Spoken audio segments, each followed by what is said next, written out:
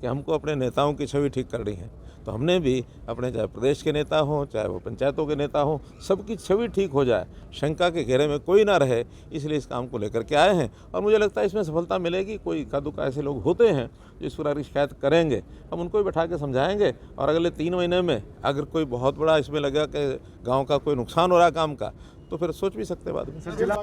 ऐसा होता है, किसी की इच्छाएं कितनी भी हो सकती हैं, उन इच्छाओं पर तो कोई काबू पाना, ये तो स्वयं कोई कर ले, अन्यथा नहीं।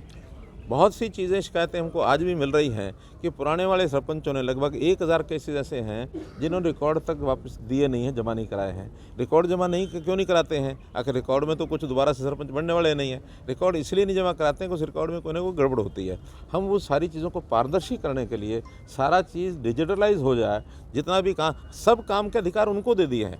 पंचायत के पैसे को पहले जो बड़े काम होते थे प्रदेश सरकार की ओर से डायरेक्टर सेक्रेटरी वो करते थे, हमने वो सब पावर स्थानीय तौर पर दे दी कि जितना भी पैसा गांव का बजट का है, सरपंच जो है वो अप्रूव करेगा और उसके बाद एक्शन जो है टेक्निकल अप्रूवल देगा।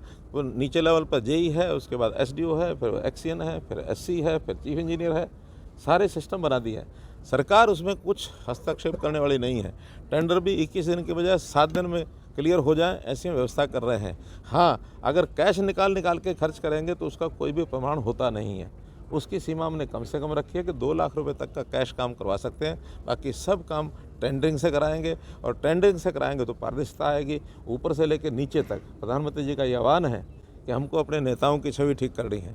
तो हमने भी अपने चाहे प्रदेश के नेता हों, चाहे वो पंचायतों के नेता हों, सबकी छवि ठीक हो जाए, शंका के घेरे में कोई ना रहे, इसलिए इस काम को लेकर के आए हैं। और मुझे लगता है इसमें सफलता मिलेगी। कोई इक्का दुक्का ऐसे लोग होते हैं जो इस प्रकार की शिकायत करेंगे, हम उनको भी बैठा के समझाएंगे और अगले 3 महीने में अगर कोई बहुत बड़ा इसमें लगेगा कि गाँव का कोई नुकसान हो रहा है काम का, तो फिर सोच भी सकते हैं बाद में।